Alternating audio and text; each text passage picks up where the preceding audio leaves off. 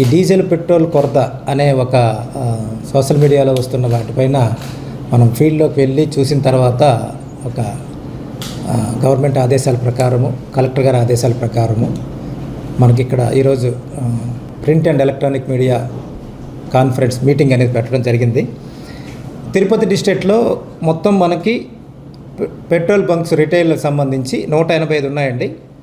అందులో BPCL 48, HPCL 50, IOCL 68, Nayara 14, Reliance 5, టోటల్గా 185 మనకి టోటల్ అవుట్లెట్స్ ఉన్నాయి రిటైల్కి సంబంధించి.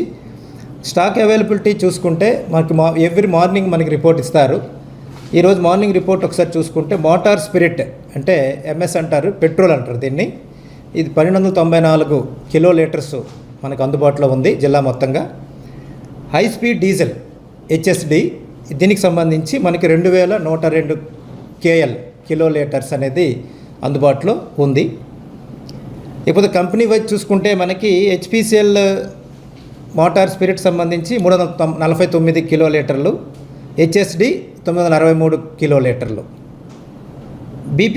BPCL తీసుకుంటే మోటార్ స్పిరిట్ సంబంధించి 400 కిలో లీటర్స్ మరియు HSD 468 కిలో లీటర్స్ అందుబాటులో ఉంది. IOCLకి సంబంధించి motor spirit 350 kilo litres and HSD 400 kilo litres అందుబాటులో ఉంది. నయారాకు సంబంధించి motor spirit 135 kilo litres, HSD 181 kilo litres అందుబాటులో ఉంది. రిలయన్స్ సంబంధించి motor spirit 60 kilo litres, HSD 90 kilo litres అందుబాటులో ఉంది. అయితే మనకి సోషల్ మీడియాలో కొంచెం ఇది వస్తుంది.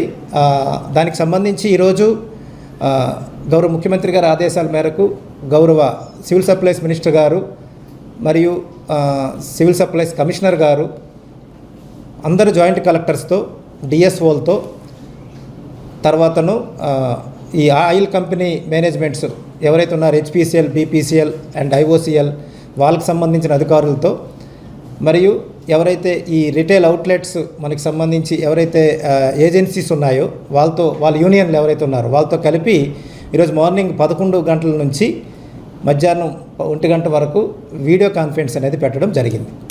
వీడియో కాన్ఫరెన్స్లో కూడా వెరీ క్లియర్ ఇన్స్ట్రక్షన్స్ అనేవి ఇవ్వడం జరిగింది.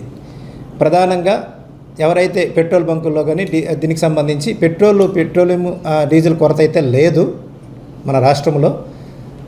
కొద్దిగా సప్లై చేయడంలో చిన్న ఒక ఇష్యూ IOCLలో కొన్న జరగడం వలన అది ఈరోజు కొంచెం కొద్దిగా వచ్చింది. రేపటికల్లా మనకు అది రెక్టిఫై అవుతుంది.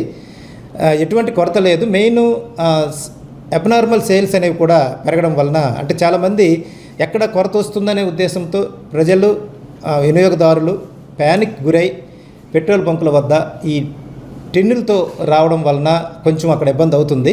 అందుకోసమని మనం ఏం ఇన్స్ట్రక్షన్స్ ఇస్తున్నామంటే ప్రతి అవుట్లెట్స్ దగ్గర కూడా రెవెన్యూ డిపార్ట్మెంట్ నుంచి ఒక VROని, పోలీస్ డిపార్ట్మెంట్ నుంచి ఒక పోలీస్ కానిస్టేబుల్ని, అంటే SP గారు కూడా పొద్దున్న ఈరోజు మనకి ఎప్పుడైతే VC అయిందో VC తర్వాత మేము తహసీల్దార్స్ను మన జిల్లాలో ఉన్నటువంటి 36 మంది మండలాల తహసీల్దార్సు, 3 RDOs, DSO, CSDTలు మరియు మన కలెక్టర్ గారు, SP గారు కూడా ఇన్స్ట్రక్షన్స్ ఇవ్వడం, DSPలతో ఇన్స్ట్రక్షన్స్ అనేవి ఇవ్వడం జరిగింది.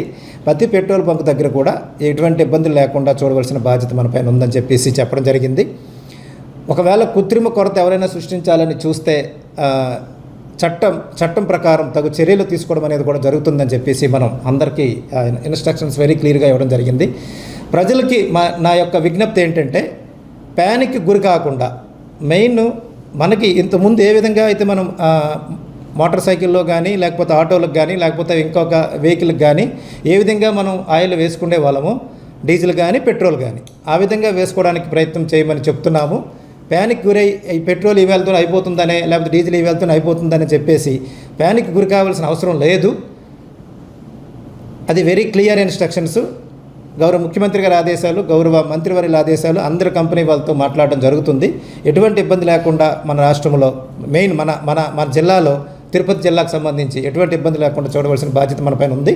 ఆ విధంగా మేము అందరికీ ఇన్స్ట్రక్షన్స్ ఇవ్వడం అనేది జరిగింది. కలెక్టర్ గారు, ఎస్పీ గారు, నేను, ఆర్డీఓలు, తహసీల్దార్సు, ఆర్డీఓస్, నెక్స్ట్ డిఎస్ఓ అందరికీ ఇన్స్ట్రక్షన్స్ ఇవ్వడం అనేది జరిగిందండి.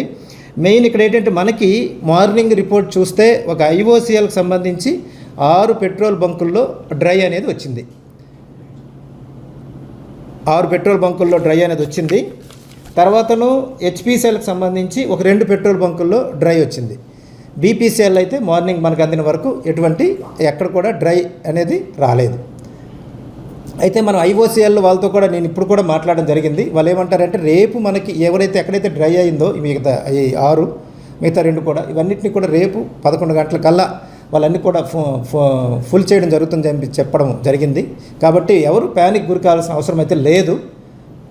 ఆ విధంగా ప్రభుత్వం తగు చర్యలు తీసుకోవడం అనేది జరుగుతుంది. మెయిన్ ప్రధానంగా మేజర్ అవుట్లెట్స్ అన్నీ కూడా ఫంక్షనింగ్ అనేవి నార్మల్గా జరుగుతున్నాయి. ప్రతి దగ్గరకు ఇప్పుడు ఈ రోజు కూడా నేను ఒక 5 పెట్రోల్ బంకులు చూసుకొని, ఇప్పుడు ఆఫ్టర్నూన్ సెషన్ 5 పెట్రోల్ బంకులు చూసుకొని ఇక్కడికి రావడం జరిగింది.